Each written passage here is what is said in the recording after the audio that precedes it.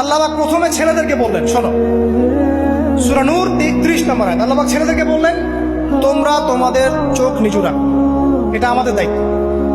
প্রত্যেকটা ছেলের দায়িত্ব বেগানা মেয়েকে দেখলে চোখটা কি করবে, নিচু করবে, তাহলে আপনি সিডিউসড হবেন, এক কথা।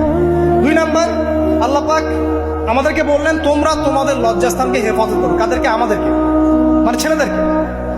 প্রথমে আল্লাহ পাক ছেলেদেরকে বললেন চোখ নিচু করে রাখো, লজ্জাস্থানে হেফাজত করো, ঠিক আছে। সূরা বানী ইসরাঈল আল্লাহ পাক বললেন, জিনার ধারের কাছেও যেও না, ধারের কাছেও যেও। আল্লাহ পাক আরো বললেন, যদি কেউ জিনা করে ফেলে সূরা নূরে, তাহলে তাকে 100টা বেত্রাঘাত করতে হবে। কয়টা? 100টা, এবং 1 বছরের জন্য তাকে বহিষ্কার করতে হবে। আল্লাহ পাক শাস্তিও দিলেন, শুধু তাত্ত্বিক বিধান দেন নাই, শাস্তিও দিয়েছেন। কারণ শুধু তাত্ত্বিক বিধান দিয়ে হবে? আমি যদি ওয়াজ করে বেড়াই, ভাই মদ খায় না, মদ খায় না, কোনো শাস্তি না অ্যাপ্লাই করি, তাহলে কি মদ ছাড়বে মানুষ? আমরা যদি বলি হত্যা করা মহাপাপ, মহাপাপ, দুর্নীতি করা মহাপাপ, মানুষ দুর্নীতি ছাড়বে? ছাড়বে না, যতক্ষণ না শাস্তি নিশ্চিত করা যাচ্ছে। আল্লাহ পাক তাত্ত্বিক কথা শুধু বললেন না, শাস্তিও নিশ্চিত করলেন।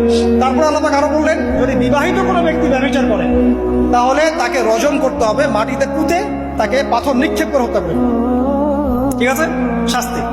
এরপরে দেখেন আল্লাহ পাক মেয়েদেরকে বলছেন, মেয়েদেরকে বলছেন, তোমরা মূলত ঘরে থাকো, যদি বাইরের পরিবেশ তোমাদের অনুকূলে না থাকে, তোমরা ঘরে অবস্থান করো। ওয়াকরনা ফি বুয়ুতিকুন্না ওয়ালা তাবাররুজনা তাবাররুজাল জাহিলিয়াতিল উলা, তোমরা মূলত ঘরে থাকো। জাহিলি যুগে মেয়েরা যেভাবে নিজেদেরকে প্রদর্শন করে বেড়াতো, এই কাজটা তোমরা করো না।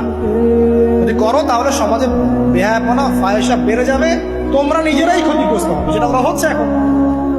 আচ্ছা, এরপর আল্লাহ পাক আরো বললেন, হে নবী, আপনি আপনার স্ত্রী এবং মুমিন নারীদেরকে বলেন, তারা যদি বাহিরে যায় যেন জিলবাব দিয়ে তাদের পুরো বক্ষ দেশটাকে ঢেকে নেয়। তাহলে পোশাকের সংস্কৃতির শেকড় কোত্থেকে শিখবো? আমি কোত্থেকে শিখবো? আল্লাহ পাক কর্তৃক নাজিলকৃত সর্বশেষ ঐশী গ্রন্থ থেকে শিখবো নাকি? যে বইয়ের মধ্যে কোনো ভুল নাই সেটাই তো আমার শেখার মাধ্যম হবে নাকি? নাকি যে দর্শনে 1000টা ভুল সেটা শিখবো আমি? আল্লাহ পাক এখানে বলছেন, মুমিন নারীদেরকে বলো, বাইরে গেলে পরে তারা যেন জিলবাব দিয়ে, কাপড় দিয়ে সুন্দর করে বক্ষদেশ ঢেকে রাখে। বোরখার কথা এখানে নাই শব্দে, ঠিক আছে, ঢেকে রাখা ঢিলে ঢালা পোশাকের কথা এসেছে।